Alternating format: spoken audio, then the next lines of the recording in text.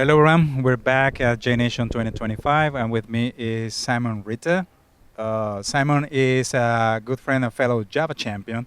He's been involved in Java for quite some time, right? So, what can you tell us about your experience with Java, Simon? Yes, so I have been involved in Java for quite some time because I go right back to when I started at Sun Microsystems in February 1996, which was about 2 weeks or thereabouts after JDK 1.0 was released. And I basically followed Java all the way through the Sun years until we got acquired by Oracle. And then I ended up at Oracle for another 5 years until we decided to part ways. And I have been at Azul for nearly 10 years now. So I think I've been doing Java for like 28 years and a bit, maybe. 28 years. That's 28 very years. close to how long Java has been out in existence. 'Cause Exactly. This year is the Yeah. 30-year anniversary. That's right, yes. Because when I joined Sun, it was not to do Java, because Java was very new at that point, and I joined to do Solaris, the operating system. But I immediately saw that Java was one of these things that, if you wanted to go on all the exciting trips and, do all the exciting stuff at Sun, you needed to do Java. So I got into Java pretty quickly. So we were discussing off camera for things on the previous year, and I noticed that you told me that you're wearing the Java watch. I am, yes. This was a watch I got for Java 1, because one year I did the keynote with James Gosling, or not with, but I was part of the James Gosling toy show, and I did a demonstration there, and so one of the things they give you like as a speaker's gift, I got a Java watch. Oh, that's pretty nice, because I also know there is a Java ring and there's a Java pen, there was a Java phone, a Java card. There's so many things that had Java at the time, because the whole point was to run Java in as many devices as possible. That's right, yes. So I've got the Java ring. I didn't get the Java phone. I got the Java pen. The Palm Pilot. That was another one that they did 1 year with the Palm Pilot. And what was it? The Zorus. Do you remember the Zorus? Was that? It was like a PDA, but a very, very early PDA. It had 16 megs of memory. So this was back in the days when, and it literally wouldn't run anything because it was so constrained. 16 megs. So I recall there's a famous quote saying that 64K of memory should be all enough for everybody, right? That's right. But I'm going to tell you a little story about that, because I really want to get this one in, which was I got this Zorus, and it only had 16 megabytes of memory in it. And it ran a sort of version of Linux as the operating system.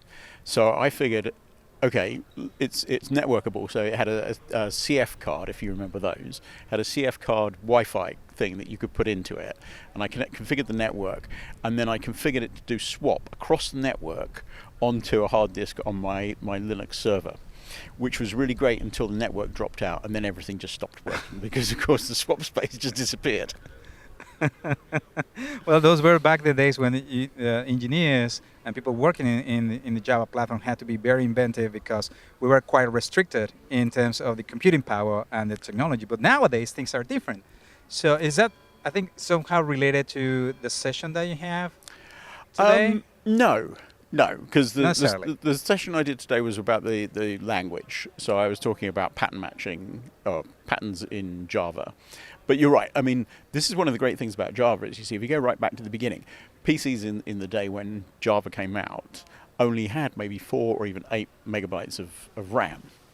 And so Java will run in those very constrained environments, which, as technology has kind of caught up, and now we have like gigabytes of memory, but we still use it. We can still, absorb all the free space that we have and run applications. We just run bigger applications. I have noisy neighbors in containers and whatnot. Yes, exactly. Yeah, just add more levels of indirection. Yeah. So what else can you tell us about the specifics of your topic? Of Right. session? Yes. Yeah. So this was something that's been going on for a while now, is the introduction of patterns into the Java language. And it's something that's been around in other languages really since the 1960s.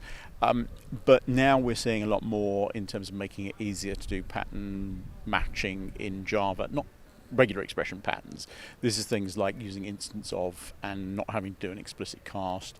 When you're using switch, you can do matching on types as opposed to just values now. And there's a whole kind of the way that I presented it was like, here's the things that you can do with patterns, but also have some puzzles that use those edge cases that have really kind of weird situations, and asking the audience to kind of vote on that. So there are some interesting things there that you can do. All right. So you said that you have been involved in Java for a long time, and quite some time, almost since the beginning. So you were able to see Java grow from within the makers of the technology. Mm-hmm. Yes. And then it's been 10 years because you've been outside from the other side, Mm-hmm. and you also a member of the Java Champion program. So Yes. how do you see the ecosystem, the community, as being someone that has been able to have the view from both sides of the fence? Yeah, I think that this was something that Sun started, like, what was it, like 2005, I think we started the Java Champion program. So it's been going for like 20 years now. And that's something that's always kind of differentiated Java from some other platforms, is that ecosystem, the community that you get. And so the fact that we're here at JNation today is a great example of that, because this is a sort of community-led activity. You've got lots of developers here. Great to see so many young people here, as well as us, with the grey hair. So it's a very vibrant community. There's still people learning Java. It's not a language that's sort of gradually in decline. And I think that what I've also seen, certainly since Oracle took over, is that they have shepherded the language and the platform in a very careful way. And this is where I really do have to give credit to people like Brian Gertz and Mark Reinhold and those people, the people who are the sort of architects of the Open JDK. They're very careful about how they add new features, not just like, oh, people like this idea, let's throw this new feature in, and then suddenly it doesn't quite work the way you expect it to. So the ability to add new features fairly quickly with this new 6-month release, with the 6 months release cadence, makes it easier to add new features more quickly. And the fact that we can do preview features and the idea that add things without necessarily fixing them straight away, still got a chance to change them based on feedback. So there's lots of good stuff going on in Java. That's pretty good. If I understand correctly, this is not your first stay here at JNation, is it? No, I've definitely been here once before. I think I might have been here twice before.